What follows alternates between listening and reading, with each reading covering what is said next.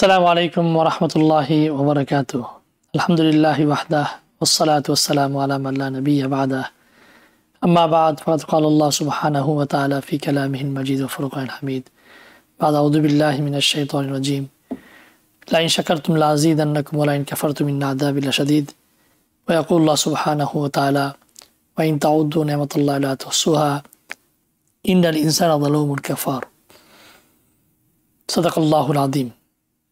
ويقول النبي صلى الله عليه وسلم قل للمؤمنين يغضوا من أبصارهم ويحفظوا فروجهم وقل للمؤمنات يغضضن من أبصارهن ويحفظن فروجهن. صدق الله العظيم. প্রিয় দর্শক, ইসলাম জীবনের পক্ষ থেকে দূরে কাছে দেশে বিদেশে প্রবাসে যেখানে যেখানে অবস্থান করছেন সবাইকে আন্তরিক শুভেচ্ছা। আল্লাহ সুবহানাহু ওয়া তাআলা মানব জাতিকে সৃষ্টি করছেন সেরা জীব হিসাবে এবং তাদের জন্য ডেস্টিনেশন বানিয়েছেন জান্নাতকে। এবং এই দুনিয়াতে আল্লাহ সুবহানাহু ওয়া তাআলা আমাদেরকে পাঠিয়েছেন জান্নাতে যাওয়ার জন্য, জাহান্নামের জন্য নয়। আল্লাহ সুবহানাহু ওয়া তাআলা যখন জান্নাত জাহান্নাম সৃষ্টি করলেন, জিবরিল আলাইহিস সালামকে বললেন, জিবরিল তুমি যে দেখে আসো জান্নাত। জিবরিল আলাইহিস সালাম জান্নাত দেখলেন এবং দেখে বললেন, ইয়া আল্লাহ, এত সুন্দর জান্নাত যে আপনার প্রত্যেকটি বান্দা জান্নাতে যাওয়ার ব্যাপারে আগ্রহী এবং সে প্রত্যাশী হবে এবং সে কোনো বাধা ছাড়াই জান্নাতে আসবে। আল্লাহ বলেন, খুবই ভালো কথা, তুমি এবার জাহান্নাম দেখো। তো সে জিবরিল আলাইহিস সালাম জাহান্নাম দেখলেন ও বললেন, ইয়া আল্লাহ, জাহান্নাম এত ভয়ানক দর্দনাক শাস্তি এখানে রয়েছে যে আপনি একটি বান্দাও জাহান্নামের মুখী হবে না এবং জাহান্নাম থেকে সে দূরে সরে থাকবে। আল্লাহ সুবহানাহু ওয়া তাআলা পরবর্তীতে বললেন, এবার যাও, এবার যে জান্নাত এবং জাহান্নাম দেখে আসো। যে জিবরিল আলাইহিস সালাম দেখলেন যে জান্নাতটা কভার করে রয়েছে সমস্ত ভালো কাজের মাধ্যমে, অর্থাৎ নামাজ পড়তে হবে, রোজা রাখতে হবে, যাকাত দিতে হবে, মিথ্যা কথা থেকে অ্যাভয়েড করতে হবে, সত্য কথা বলতে হবে, ভালো কাজ করতে হবে, গুড আখলাক হতে হবে, মানুষের সাথে সদ্ব্যবহার করতে হবে। এই সব কাজগুলো দিয়ে জান্নাতকে কভার করে রাখা হয়েছে। যে নামাজ পড়বে, নামাজ আদায় করার মাধ্যমে তার জান্নাতের দরজা একটু হালকা খুলবে, সে কভারটা খুলে যাবে। রোজা রাখবে, কভার খুলে যাবে। এরকম একটি একটি ভালো কাজ করে থাকবে আর তার জান্নাতের যে কভার দেওয়া আছে সেই কভারগুলো খুলতে থাকবে। পক্ষান্তরে যে ব্যক্তি জাহান্নামমুখী হবে, জাহান্নামটা অত্যন্ত কভার বাই অল গুনাহ এবং অল সিন, সমস্ত রকম গুনাহ এবং সিন দ্বারা জাহান্নামটা আবদ্ধ রয়েছে। যে গুনাহ কাজগুলো করবে তার জন্য জাহান্নামটা যাওয়ার জন্য খুব ইজি হবে। যেমন মিথ্যা কথা বলা, ব্যাকবাইটিং করা, চুরি করা, ডাকাতি করা, মানুষের অসৎ পথে পরিচালিত হওয়া, সুদ খাওয়া, ঘুষ খাওয়া, এরকম যতগুলো, নামাজ না পড়া, যাকাত না দেওয়া, যত অন্যায় কাজ রয়েছে সে অন্যায় কাজগুলো দ্বারা জাহান্নাম কভার করা আছে, ঢাকা আছে। কিন্তু জাহান্নামে যাওয়াটা অত্যন্ত সহজ। জিবরিল ইসলাম এসে আল্লাহর কাছে বলেন, ইয়া আল্লাহ, জান্নাতে যাওয়া এখন খুব কঠিন হয়ে যাবে আপনার বান্দার জন্য, কারণ সব ভালো কাজ করতে হবে। আর জাহান্নামটা খুব সহজ বান্দার জন্য, যেহেতু সমস্ত মনের যে চাহাত, ডিজায়ার, মনের যে আশা, দুনিয়ার মুখে প্রত্যেকটা মানুষ যেটা আশা করে যে সে ভালো কাজ থেকে দূরে থাকে এবং খারাপ কাজের থেকে বেশি ধাবিত হয়ে থাকে শয়তান এবং তার নফসে প্ররোচনায়, সেখানে যাওয়াটা খুব সহজ হয়ে গেছে। সেজন্য আল্লাহ সুবহানাহু ওয়া তাআলা হাদিসের মধ্যে আসছে, সহিহ riwayat-এর মধ্যে, জান্নাতটা কভার করা বাই কঠিন এবং জাহান্নামটা কভার বাই সহজ, ইজি। কিন্তু উলামা কেরাম বলেছেন কিছু জিনিস রয়েছে যে জিনিসের মাধ্যমে একটা মানুষ জান্নাতে যাওয়ার জন্য তার যে জান্নাত প্যাথ টু জান্নাত, যেটা জান্নাতে যাওয়ার যে রাস্তাটা, সেটা অনেক সহজ হয়ে যায়।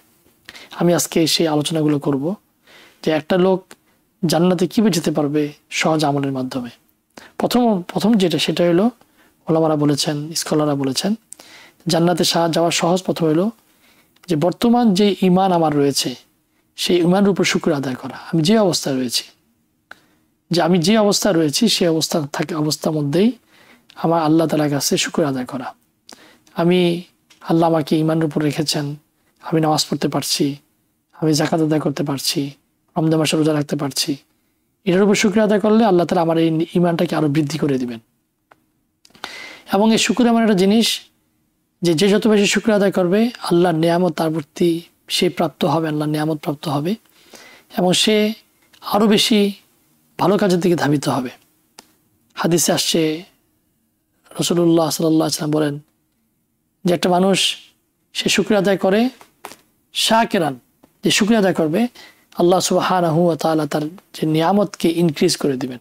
এবং আল্লাহ নিজেই বলেছেন লাইন শাকারতুম লাযিদান্নাকুম ওয়া লাইন কাফারতুম ইন্না আযাবি লাশাদীদ, যে তোমরা যদি শুকরিয়া আদায় করো লাইন শাকারতুম লাযিদান্নাকুম, আল্লাহ তাকিদ দিয়ে বলছেন, আল্লাহ এমফাসাইজিং করে বলছেন যে আমি আমার নিয়ামতকে তোমাদের জন্য বৃদ্ধি করে দিব। ওয়া লাইন কাফারতুম ইন্না আযাবি লাশাদীদ, আর যদি তুমি নাশুকুর গুজার হও, তুমি যদি অকৃতজ্ঞ হও, তাহলে কি হবে? আল্লাহ বলেন ইন্না আযাবি লাশাদীদ, আমার পানিশমেন্ট অত্যন্ত সিভিয়ার, কঠিন পানিশমেন্ট। অন্যত্র আল্লাহ বলছেন সূরা আল ইমরানের মধ্যে, সূরা নিসার মধ্যে, মা ইয়াফআলুল্লাহু বিআযাবিকুম ইন শাকারতুম ওয়া আমানতুম ওয়া কানা আল্লাহু শাকিরান আলিমা, যে আল্লাহ কেন আল্লাহর বান্দাকে শাস্তি দান করবেন যদি কোনো আল্লাহর বান্দা সে শাকির হয়, সে আল্লাহ তাআলার নিয়ামতের শুকরিয়া আদায় করে, তখন আল্লাহ সুবহানাহু ওয়া তাআলা সে বান্দার উপরে কখনো শাস্তি দান করবেন না, কখনো সে বান্দাকে শাস্তি দিবেন না। তো একটি কাজ হলো যে বর্তমানে যে অবস্থায় আমি আছি সেই অবস্থায় আল্লাহর কাছে শুকরিয়া আদায় করা। 2 নম্বর কাজ হলো আল্লাহ সুবহানাহু ওয়া তাআলার কাছে সবসময় দোয়া করা। সূরা আল ইমরানে একটি দোয়া রয়েছে, রব্বানা লা তুযিগ কুলুবানা বা'দা ইয হাদাইতানা ওয়া হাব লানা মিন লাদুনকা রাহমা ইন্নাকা আনতাল ওয়াহ্হাব। ওলামারা বলেন যে আয়াতটি রয়েছে রব্বানা লা তুযিগ, হে আল্লাহ লা তুযিগ কুলুবানা বা'দা ইয হাদাইতানা, আল্লাহ আপনি আমাকে হেদায়েত দেওয়ার পর, যখন আমাকে হেদায়েত দান করেছেন, সঠিক পথে পরিচালিত করছেন, তারপর আমাকে বিপদগামী করবেন না, ইন্নাকা আনতাল ওয়াহ্হাব। এই দোয়াটা সর্বদা পড়া, কারণ হলো এটা সূরা আল ইমরানের প্রথম রুকুতে এই দোয়াটা রয়েছে, রব্বানা লা তুযিগ কুলুবানা, আমাদের অন্তরকে বক্রতা সৃষ্টি করে দিয়েন না, যেন বক্রতার মধ্যে না যায়, বিপদগামী না হয়, বা'দা ইয হাদাইতানা, যখন আল্লাহ আপনি আমাকে হেদায়েত দান করেছেন, ওয়া হাব লানা মিন লাদুনকা রাহমা ইন্নাকা আনতাল ওয়াহ্হাব, এবং আমাকে গ্র্যান্ট করেছেন আপনার রহমতের জন্য, এবং আপনি তো দাতা, আপনি মহান অনুদানকারী, তো আল্লাহ আপনি আমাকে বিপদগামী করেন না। এই দোয়াটা সর্বদা পড়া। 3 নম্বর ওলামারা বলেছেন যে সবসময় মেসওয়াকটা ব্যবহার করা, সেওয়াক। রাসূলুল্লাহ হাদিসের মধ্যে আসছে লাউলা আনা শুক্কা আলা উম্মতি, যদি আমার উম্মতের জন্য কঠিন না হতো তাহলে আমি আমার উম্মতেরকে এই অর্ডার দিতাম, হুকুম দিতাম সে যেন সর্বদা মেসওয়াক করে।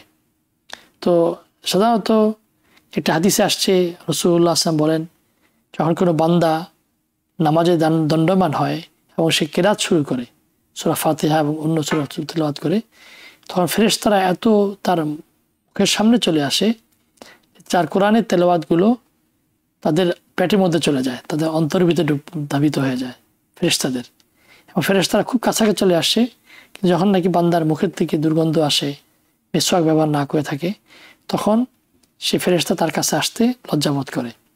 এই জন্যে সেওয়াক ব্যবহার করে, রাসূলুল্লাহ সর্বদা মেসওয়াক ব্যবহার করেছে। এবং হাদিসেও আসছে, আপনি আল্লামা ইবনুল কাইয়িম জওজি রাহমাতুল্লাহ আলাইহি একটি কিতাবে লিখেছেন যে কোনো ব্যক্তি যদি মেসওয়াক করে তার অনেকগুলো ফজিলত রয়েছে, তার মধ্যে একটি ফজিলত হলো যে মেসওয়াকের বদৌলতে যে শেষ মুহূর্তে আল্লাহ দুনিয়াতে যখন সে চলে যাবে তখন আল্লাহ সুবহানাহু ওয়া তাআলা তাকে ঈমানের সাথে যাওয়ার তৌফিক দান করবেন। এই একটি কাজ সর্বদা মেসওয়াক করা। আরেকটি কাজ হলো আমি যখনই কোনো আজান শুনবো, যেখানে আজান শুনবো, আজানের পরে যে দোয়াটা পড়া। হাদিসে আসছে রাসূলুল্লাহ সাল্লাল্লাহু আলাইহি ওয়াসাল্লাম বলেন কোনো ব্যক্তি যদি আজানের পরে দোয়া পড়ে, সাধারণত আমরা আজানের যেই শব্দ, এখন তো আমাদের এই দেশে যারা আমরা আমেরিকায় বসবাস করি খুব মুশকিল আজান শোনা, যেহেতু এখানে মাইক্রোফোন আলহামদুলিল্লাহ, তারপরে অনেক জায়গায় অনেক শোনা যাচ্ছে, আজান শোনা যায়। কিন্তু আমরা যখনই আমরা শুনবো আজানের যেই জবাবগুলো আছে, যে আল্লাহু আকবারের সময় আল্লাহু আকবার বলা, আশহাদু আল্লা ইলাহা ইল্লাল্লাহ সময় আশহাদু আল্লা ইলাহা বলা, আশহাদু আন্না মুহাম্মাদুর রাসূলুল্লাহ সময় আশহাদু আন্না মুহাম্মাদুর রাসূলুল্লাহ, হাইয়া আলাস সালাহ হাইয়া ফালাহ সময় লা হাওলা ওয়ালা কুওয়াতা ইল্লা বিল্লাহ বলা, এবং পরবর্তীতে আল্লাহু আকবার আল্লাহু আকবার লা ইলাহা ইল্লাল্লাহ, তারপরে দুরূদ শরীফ পড়ে এই দোয়াটা পড়া, আল্লাহুম্মা রাব্বা হাযিহি দাওয়াতি তাম্মাহ ওয়াস সালাতিল কায়িমাহ আতি মুহাম্মাদান ওয়াসিলাতা ওয়াল ফাদিলাহ ওয়াবআথহু মাকামা মাহমুদা আল্লাযী ওয়া'আদতা ইন্নাকা লা তুখলিফুল মিয়াদ।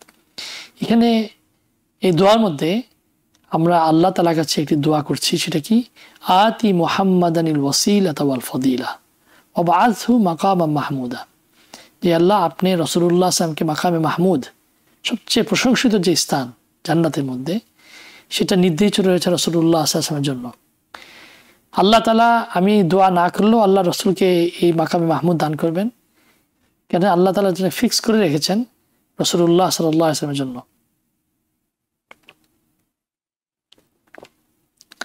কিন্তু যদি আমি এই দোয়াটা করি তখন হবে কি, ওয়াজাবাত লাহু শাফাআতি ইয়াউমাল কিয়ামা। রাসূলের হাদিস আসছে, যে ব্যক্তি দোয়া পড়বে কিয়ামতের দিন আল্লাহ হাবিব সাল্লাল্লাহু আলাইহি ওয়াসাল্লাম, আমাদের মুহাম্মদ সাল্লাল্লাহু আলাইহি ওয়াসাল্লাম ওই ব্যক্তির জন্য সুপারিশ করবেন, ইন্টারসেশন করবেন। এবং জান্নাতে যাওয়ার জন্য একটি বড় উপায় অবলম্বন করা হবে কিয়ামতের দিন। অনেকগুলো উপায় রয়েছে, একদিন এটা নিয়ে আলোচনা করবো ইনশাআল্লাহ। তার মধ্যে একটি রয়েছে রাসূলের শাফাআত, রাসূলের ইন্টারসেশন। when he intercede for someone, Allah will accept his intercession. যদি রাসূলুল্লাহ সাল্লাল্লাহু আলাইহি ওয়াসাল্লাম কার জন্য সুপারিশ করেন, ইন্টারসেশন করেন, তখন আল্লাহ সুবহানাহু ওয়া তাআলা রাসূল সাল্লাল্লাহু আলাইহি ওয়াসাল্লামের এই সুপারিশকে গ্রহণ করবেন। রাসূল বলেছেন ওয়াজাবাত লাহু শাফাআতি ইয়াউমাল কিয়ামা, তার জন্য কিয়ামতের দিন আমার উপর শাফাআত করা ওয়াজিব হয়ে যাবে। তো এই একটি কাজ যে আজানের পরে দোয়া পড়া, এবং এটা অনেক ফজিলত রয়েছে এই দোয়ার মধ্যে, যে আপনি নিজেই এইটার দ্বারা উপকৃত হবেন।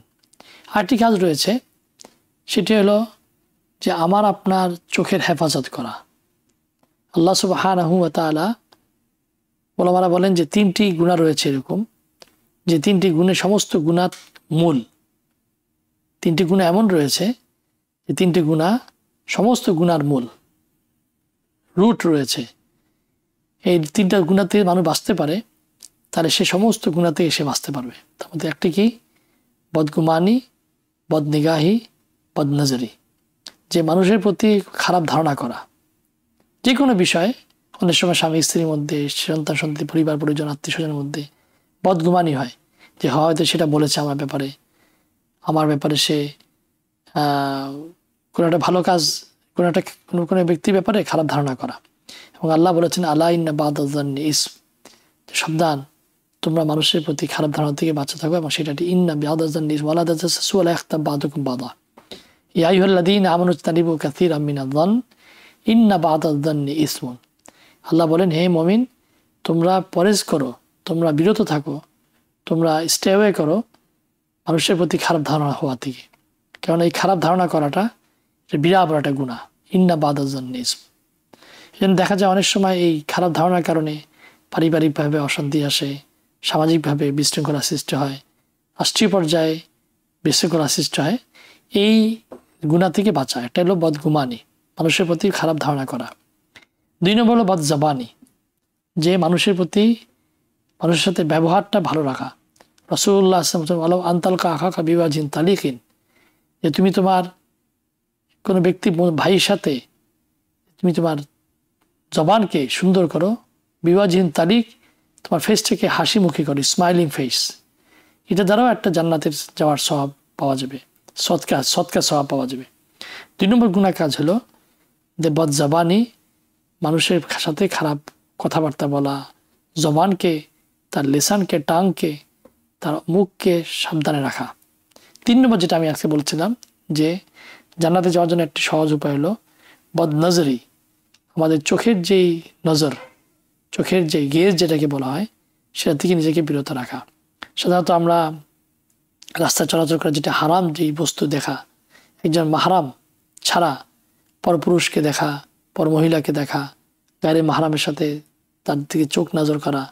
আমরা যখন নাকি ভিডিও দেখি, ফোনের মধ্যে ব্যবহার করি, আমরা সবাই এরকম, আমাদের এরকম আম হয়ে গিয়েছে যে আমরা আমাদের ভিডিও, আমাদের ফোন, আমাদের টেলিভিশন, আমাদের মনিটরের মধ্যে আমরা বদ জিনিসগুলোকে আমরা দেখতেছি।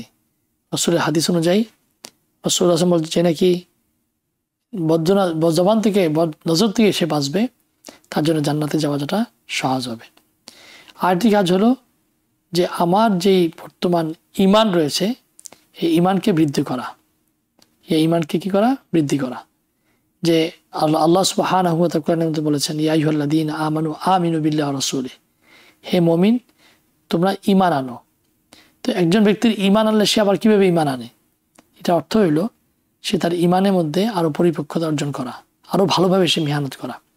ওলামারা উদাহরণ দেন যে একটি খুব ফ্যান্সি কার অথবা খুব এক্সপেন্সিভ কার, ল্যাম্বরগিনি হোক, ফেরারি হোক, যত স্পিডিং কার হোক, একটা দামি কার, আপনি যদি সেই গাড়ির প্যাডেল অথবা সেই গাড়ির গ্যাসের মধ্যে পুশ করেন, সেই গাড়ি চলা শুরু করবে।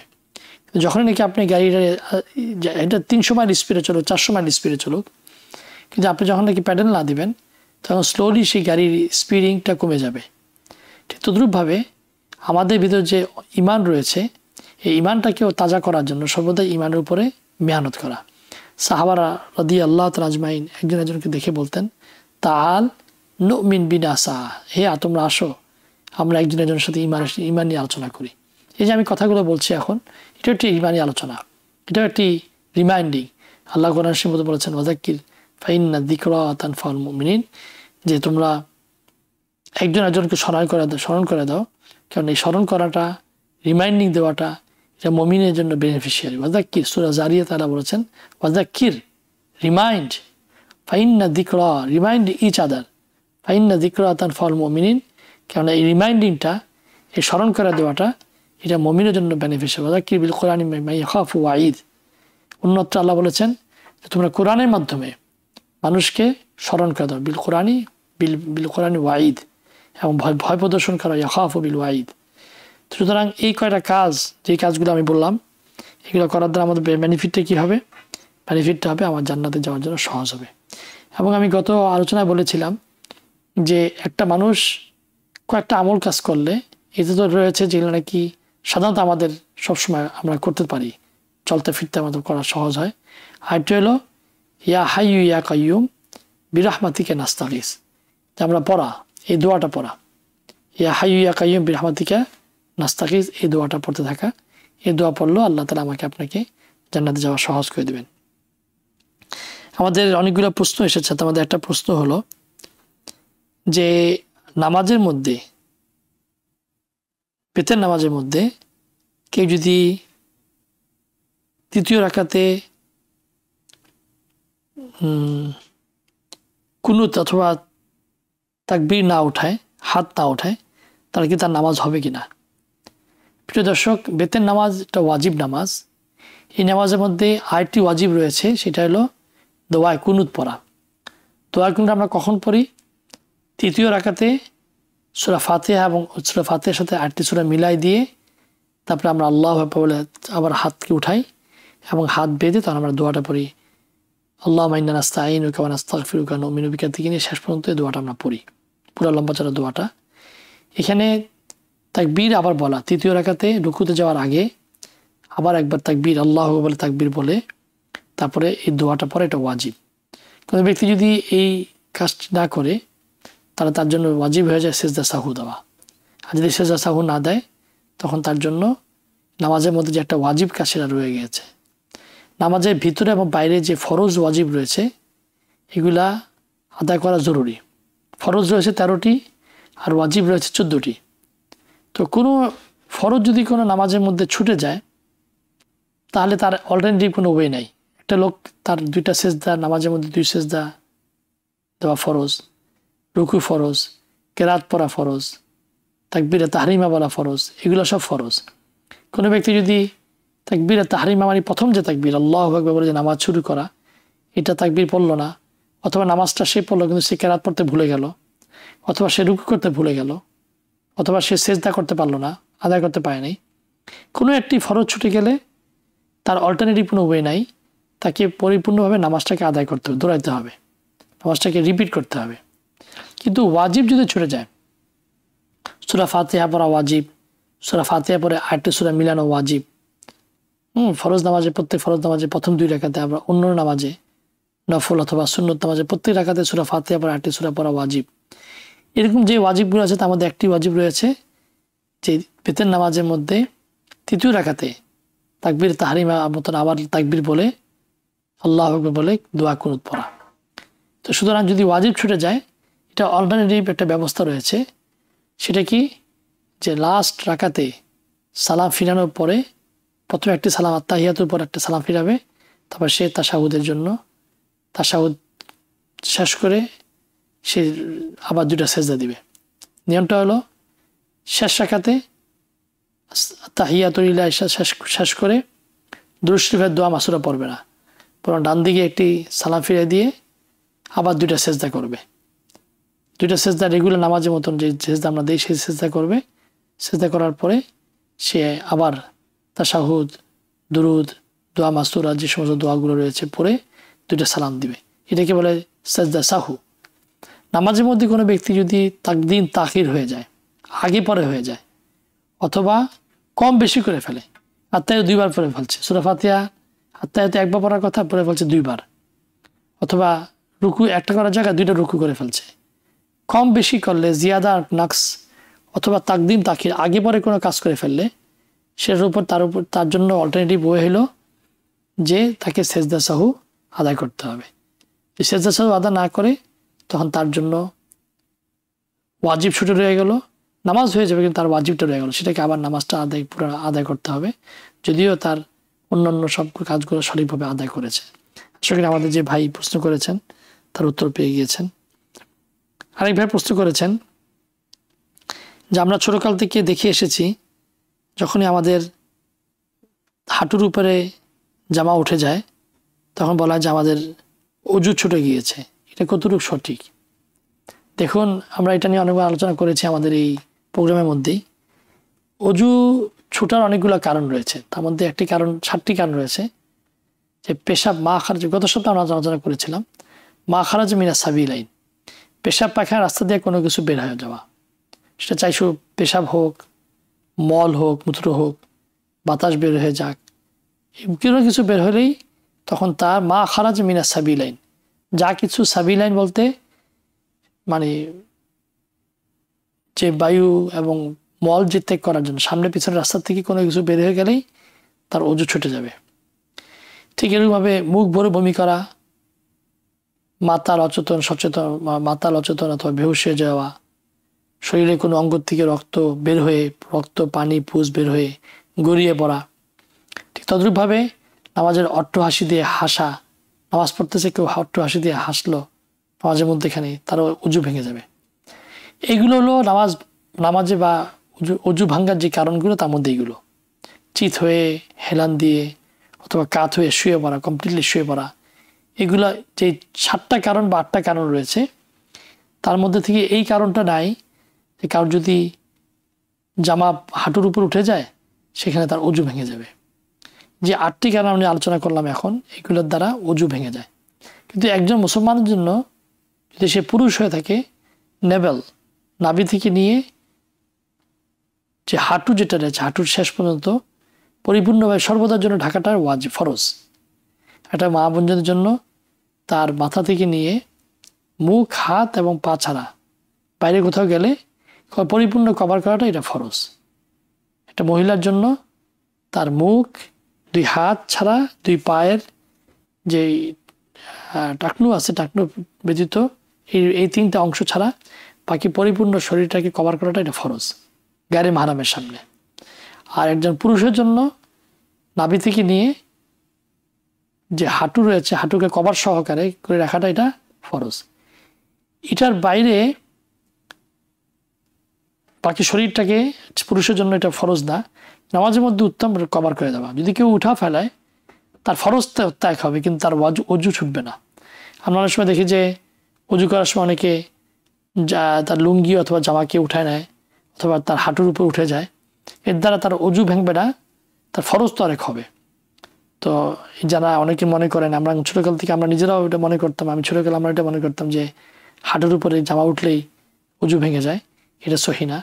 বরং এতে ফরজ তরক হবে, যে তার যদি শরীরের যে ফরজ ঢাকা ফরজ এটা তরক হয়ে যাবে, কিন্তু অজু ভাঙবে না। প্রশ্ন করেছে যে কোনো ব্যক্তি যদি তার সন্তান প্রসবের সময় মৃত অবস্থায় মারা যায় তার জানাজা দিতে হবে কিনা। প্রশ্নটা হলো যে এখানে একটু আলোচনার বিষয় আছে যে কোনো মা যদি তার সন্তানকে প্রসবের সময় ভূমিষ্ঠ হওয়ার পূর্বেই পেটের মধ্যে অথবা হওয়ার সময় সে মৃত অবস্থা বের হয়েছে, তার প্রসব হয়েছে, তো এরকম বাচ্চার জন্য তার জন্য জানাজা অথবা তার জন্য কবর দেওয়াটা, কবর সম্মানার্থে তাকে কবর দিবে, তার উপর জানাজাটা দেওয়ার জন্য জরুরি না, তাকে কবর দিবে। কিন্তু কোনো ব্যক্তি যদি, কোনো বাচ্চা বেবি যদি দুনিয়াতে আসে, ভূমিষ্ঠ সময় সে অল্প সময় এক সেকেন্ডের জন্য জীবিত ছিল, তবে সে মৃত হয়ে গেছে, তখন সে মানব হিসাবে তার জন্য নাম রাখবে, তাকে জানাজা হবে এবং তাকে সঠিকভাবে কাফন দাফন, যে একটা মানুষের জন্য যে সমস্ত নিয়মগুলো রয়েছে, কাফন দাফন দেওয়া, বাড়িয়ার যে সিস্টেম রয়েছে, পরিপূর্ণ সে আদায় করতে হবে। কিন্তু যদি মৃত্যু হয়ে যায় জন্ম হওয়ার আগেই, দুনিয়াতে ভূমিষ্ঠ হওয়ার আগে পেটের মধ্যে অথবা মৃত অবস্থা বের হয়েছে, তার জন্য জানাজা দেওয়াটা জরুরি না, বরং তাকে সুন্দরভাবে মানব হিসাবে, মানব সন্তান হিসাবে তাকে একটি কাপড়ের মধ্যে রেখে কোথাও বাড়িয়াল করে দেওয়া।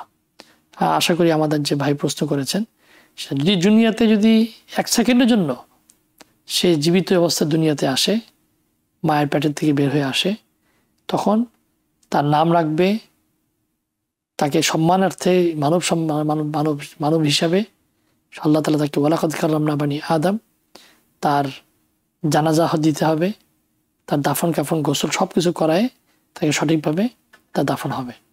আর যদি মৃত হয় ভূমিষ্ঠ হওয়ার আগে অথবা পেটের থেকে মৃত হয়ে বেরিয়ে আসছে, দুনিয়াতে 1 সেকেন্ডের জন্য সে জীবিত ছিল না, তখন তার উপর জানাজা বা গোসল টোসল দেওয়া জরুরি না, বরং মানব সন্তান হিসাবে একটা কাপড়ের মধ্যে পেঁচায় তাকে দাফন দিবে।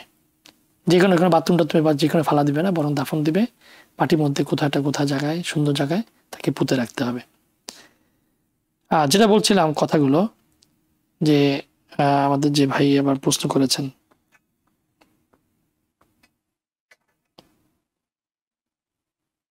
জি প্রশ্ন করেছেন যে জটিল মাসলা, কোনো স্বামী যদি তার ওয়াইফকে রাগান্বিত হয়ে তালাক দেয়, তালাক হবে কিনা। এটা অনেক বড় আলোচনা, তালাকের মাসলা তো অনেক বিষয় আলোচনা। আসলে এটা একটা আমাদের একদিন ইনশাআল্লাহ আমাদের এই বিষয়, আমাদের এই প্রোগ্রামের মধ্যে আমরা এই নিয়ে আলোচনা করব। আমাদের সমাজের মধ্যে খুব মানে জ্ঞানের স্বল্পতার কারণে আমাদের যারা পুরুষ, আমার শাসিত পুরুষ যারা আমাদের যারা ভাইরা রয়েছেন, পারিবারিক কোন্দলের সময় রাগে মাথায় বা খুব গোসা হয়ে তালাক দিয়ে দেয়। সেটা জানেও না যে তালাক দেওয়ার সিস্টেমটা কি এবং কয়টা তালাক দিলে তালাক পতিত হবে।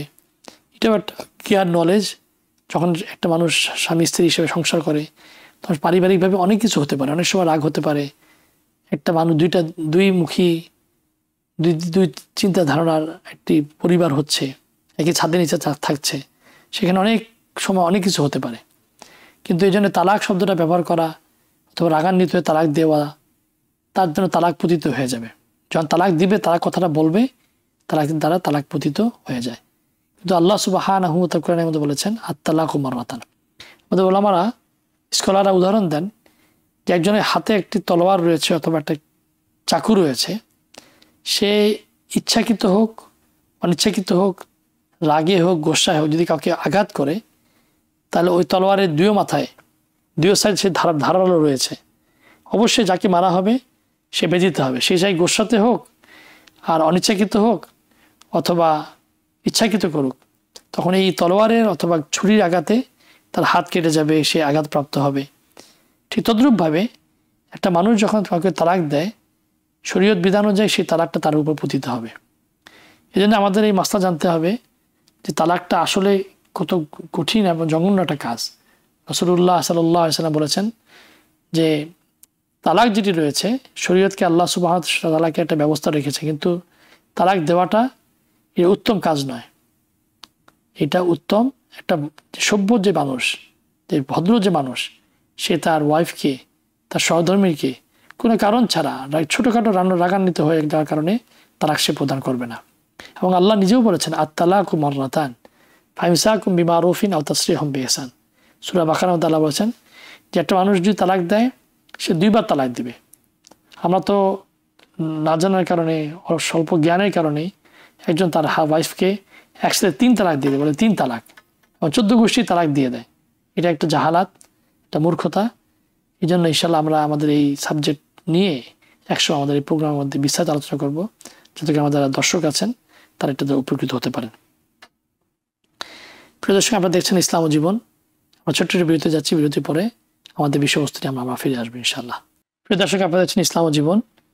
আমাদের কাছে অনেক প্রশ্ন এসেছে, এবং আমরা যে আলোচনা করছিলাম যে আল্লাহ সুবহানাহু ওয়া তাআলা আমাদেরকে দুনিয়াতে পাঠিয়েছেন আসলে একটি উদ্দেশ্য নিয়ে, এবং সেই উদ্দেশ্যটা হলো যে প্রত্যেকটা ব্যক্তি দুনিয়াতে যে অল্প সময় আমরা থাকব, সেখানে আল্লাহ সুবহানাহু ওয়া তাআলা আমাদেরকে অল্প সময় ভালো কাজ করে আখিরাতমুখী হওয়া। এই জন্য সূরা ইনফিতারে আল্লাহ বলেছেন, ইয়া আইয়ুহাল ইনসান মা গাররাকা বিরাব্বিকাল কারীম আল্লাযী খালাকাকা ফাসাওয়াকা ফাআদালাক ফি আইয়ি সূরাতিন মা শাআ রাক্কাবাক। হে মানব জাতি, আল্লাহ এখানে ইয়া আইয়ুহাল্লাযীনা আমানু বলেননি, বরং ইয়া আইয়ুহাল ইনসান বলেছেন। তো সমস্ত মানব জাতিকে আল্লাহ সম্বোধন করেছেন, চাই সে সাদা হোক, কালো হোক, সে আফ্রিকান হোক, আমেরিকান হোক, আরব হোক, নন আরব হোক, সে মুসলিম হোক, নন মুসলিম হোক, সমস্ত মানব জাতিকে অ্যাড্রেসিং করে আল্লাহ তাআলা সম্বোধন করে বলেছেন, ইয়া আইয়ুহাল ইনসান মা গাররাকা বিরাব্বিকাল কারীম। কোন জিনিসটি তোমাকে তোমার প্রতিপালক থেকে ধোঁকা রেখেছে, তোমার প্রতিপালক থেকে গোপন বিরত রেখেছে। মা গাররাকা বিরাব্বিকা আল্লাযী খালাকাকা ফাসাওয়াকা ফাআদালাক, যিনি তোমাকে সৃষ্টি করেছেন সুন্দর অবয়বের দিয়ে মাধ্যমে, সুন্দর শেপের মাধ্যমে তোমাকে সৃষ্টি করেছেন। অন্যত আল্লাহ বলেছেন, লা ইয়াগুররান্নাকা তাকাল্লুবুল্লাযীনা কাফারু ফিল বিলাদ, যেন যারা মানে বেপরোয়াইভাবে, তারা খেয়াল খুশি না, তাদের খেয়াল খুশি মতো যারা দুনিয়াতে চলাফেরা করে, যারা হালাল হারামকে বাছাই করে না, যারা অন্যায় ব্যভিচার অন্যায় অবিচারকে পরোয়া করে না, ভালো মন্দকে সে খেয়াল করে না, যেভাবে ইচ্ছা সেভাবে চলাফেরা করে, লা ইয়াগুররান্নাকা তাকাল্লুবুল্লাযীনা কাফারু ফিল বিলাদ, দুনিয়া প্রান্তে প্রান্তে বিভিন্ন জায়গায় যারা যেভাবে চলাফেরা করতেছে, সেই চলাফেরা তোমাকে যেন ধোঁকার মধ্যে না ফেলে দেয়। লাকিনিল লা ইয়াগুররান্নাকা তাকাল্লুবু মাতাউন কালিল, যারা এভাবে চলাফেরা করতেছে তাদের এই দুনিয়ার এনজয়মেন্টটা খুব লিটল। সুম্মা মাওয়াহুম জাহান্নাম ওয়া বিসাল মিহাদ, এই দুনিয়ার এনজয়মেন্ট, দুনিয়ার যেই ভোগ বিলাসিতা, দুনিয়ার যেই চাকচিকতা, মিথ্যা আভিজাত্যটা, এটা খুব অল্প সময়ের জন্য। মাতাউন কালিল সুম্মা মাওয়াহুম জাহান্নাম ওয়া বিসাল মিহাদ, তারপর তাদের জন্য তাদের অ্যাবোর্ড উইল বি জাহান্নাম, and how worse their abode, তাদের যে প্লেসটা হবে, জাহান্নামের যে মাকামটা হবে, সেটা অত্যন্ত বেদনাদায়ক এবং অত্যন্ত কঠিন একটা জায়গা হবে। লাকিনিল্লাযীনা তাকাউ রাব্বাহুম লাহুম জান্নাতুন তাজরি মিন তাহতিহা খালিদিনা ফিহা, পক্ষান্তরে যারা নাকি আল্লাহকে ভয় করবে, লাকিনিল্লাযীনা তাকাউ রাব্বাহুম, তাদের প্রতিপালককে ভয় করবে, সর্বদা স্মরণ রাখবে যে আল্লাহকে আমাকে কেন পাঠিয়েছেন, কি উদ্দেশ্যে পাঠিয়েছেন। লাহুম জান্নাতুন তাজরি মিন তাহতিহা খালিদিনা ফিহা, তাদের জন্য রয়েছে জান্নাত, এই জান্নাতে তারা সর্বদা যেন থাকবে। খালিদিন নুজুল্লাম মিন ইনদিল্লাহ, নট অনলি জান্নাতে থাকবে সে, আল্লাহ সুবহানাহু ওয়া তাআলার পক্ষ থেকে তার জন্য রয়েছে স্পেশাল হসপিটালিটি। সেই একই কথা আল্লাহ তাআলা সূরা হামিম সিজদার মধ্যে বলেছেন, ইন্নাল্লাযীনা ক্বালু রাব্বুনাল্লাহ সুম্মা ইসতাকামু তাতানাজ্জালু আলাইহিমুল মালায়েকা আল্লা তাখাফু ওয়া লা তাহজানু ওয়া আবশিরু বিল জান্নাহ আল্লাতী কুনতুম তুআদুন, যারা নাকি আল্লাহকে রব হিসেবে মেনে নিবে, রব্বুনাল্লাহ সুম্মা ইসতাকামু, এবং স্টেড ফাস্ট, তারা সেটার মধ্যে দৃঢ়তার সাথে থাকবে, আল্লাহ তাদের জন্য ফেরেশতা নাজিল করবেন। তাতানাজ্জালু আলাইহিমুল মালায়েকা, ফেরেশতারা এসে বলে, আল্লা তাখাফু ওয়া লা তাহজানু, কোনো ভয় এবং চিন্তার কোনো কারণ নেই, ওয়া আবশিরু বিল জান্নাহ, এবং তোমাদের জন্য সুসংবাদ রয়েছে জান্নাতে, আল্লাতী কুনতুম তুআদুন, যে জান্নাতকে তোমাদের জন্য ওয়াদাবদ্ধ করা হয়েছে। নাহনু আউলিয়াকুম ফিল হায়াতিদ দুনিয়া ওয়া ফিল আখিরাহ, আমি তোমাদের বন্ধু, আমরা তোমাদের বন্ধু, তোমাদের সহকর্মী, তোমাদের সাথে থাকবো দুনিয়া এবং আখিরাতে। ওয়ালাকুম ফিহা মা তাশতাহি আনফুসুকুম ওয়ালাকুম ফিহা মা তাদউন, এবং তোমরা এই জান্নাতে যাও, জান্নাতে তোমাদের যা কিছু তোমাদের ডিজায়ার রয়েছে, মনের যে চাহাত রয়েছে, যে যত ইচ্ছা রয়েছে, সেই ইচ্ছা আল্লাহ পূরণ করবেন। ওয়ালাকুম ফিহা মা তাদউন, এবং তোমাদের জন্য রয়েছে যেটা আল্লাহ তোমাদের জন্য ওয়াদা করেছেন। সুবহানাল্লাহ। শুধু তাই নয়, নুজুলাম মিন গফুরির রাহিম, যেটা আমি বলেছিলাম যে নুজুলাম মিন ইনদিল্লাহ খায়রুম মিন ওমা ইনদাল্লাহ খায়রুল আবরার, আল্লাহ বলতেছেন তাদের জন্য হচ্ছে হসপিটালিটি, স্পেশাল তাদের আমন্ত্রণ জানাবে আল্লাহ সুবহানাহু ওয়া তাআলা মিন গফুরির রাহিম, আল্লাহ তাআলার পক্ষ থেকে। সুতরাং প্রিয় দর্শক, এই আজকে যে আলোচনা আমরা করেছি সেটা হলো যে দুনিয়া থেকে কীভাবে একজন ব্যক্তি আখিরাতমুখী হতে পারে, সেই কথাটা আল্লাহ তাআলা বারবার আমাদেরকে কোরআনে কারিমের মধ্যে বলেছেন, আমাদেরকে সবক দিয়েছেন, আমরা যেন এটা দিয়ে খেয়াল রাখি। তো আশা করি আমাদের প্রিয় দর্শক যারা আছেন তারা বুঝতে পেরেছেন আজকে আলোচনা যে আল্লাহ তাআলা আমাদের জন্য জান্নাতকে সহজ করে দিয়েছেন, এবং সেই সহজটাকে আমাদের আমলের মাধ্যমে। আমাদের একজন প্রিয় দর্শক প্রশ্ন করেছেন জি, যে মেহেদি লাগার ব্যাপারে, হাতে মেহেদি লাগানো, পায়ে মেহেদি লাগানো, এটা কি? দেখুন, রাসূলুল্লাহ সাল্লাল্লাহু আলাইহি ওয়াসাল্লাম জমানায় এবং সাহাবাদের জমানায় মেহেদি ছিল। মেহেদি যেটা বলে, আমরা বাংলা বলি মেহেদি, মেহেদি বলে, যেটাকে আমরা আমাদের পরিভাষায়, আমরা বাংলাদেশের ভাষায় মেহেদি বলি বা অথবা মেহেদি বলি।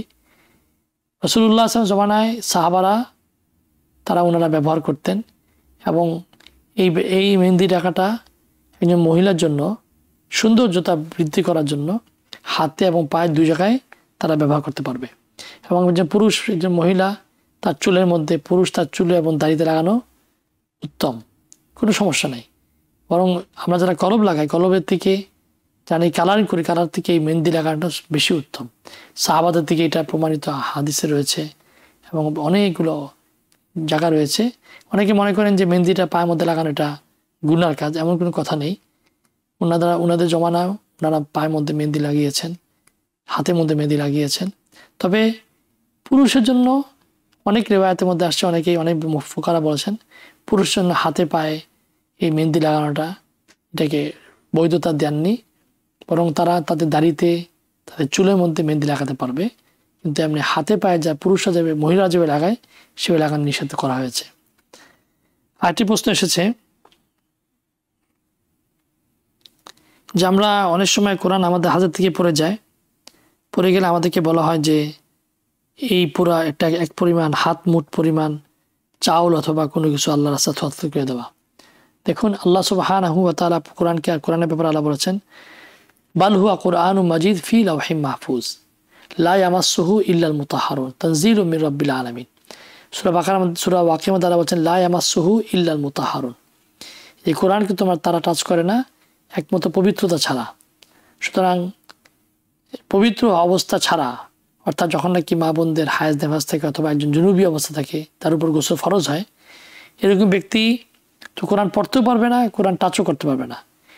এটার জন্য কমপ্লিটলি কোরআন পড়াও পড়তে পারবে না। যেটা মহিলা মা বোনরা যখন নাকি তাদের শারীরিক অসুস্থতা থাকে, অথবা যারা নাকি বাচ্চা হওয়ার পরে যতদিন রক্তবন্ধ না হয় সেই সময়, অথবা একটা মানুষ, পুরুষ ও মহিলার জন্য যখন ফরজ, গোসল ফরজ আফটার সেক্সুয়াল ইন্টারকোর্সের পরে, অথবা নাইট ড্রিমের পরে, ওয়েট ড্রিমের পরে যে অবস্থা থাকে, সে অবস্থা তখন তার উপর গোসল ফরজ হয়ে যায়। এই অবস্থায় কোরআন শরীফ তেলাওয়াত করা এবং কোরআন শরীফ টাচ করা এটা জায়েজ নয়। আর অন্যত্র যখন অজু অবস্থায় না থাকবে, তখন কোরআন ডাইরেক্ট টাচ করাটা শরীয়ত সম্মত না। লা ইয়ামাসসুহু ইল্লাল মুতাহহারুন তানজিলুম মির রাব্বিল আলামিন, আল্লাহর পক্ষ থেকে একটি কোরআন আল্লাহ তাআলার পক্ষ থেকে এসেছে। তবে যদি কোনো ব্যক্তি হাতে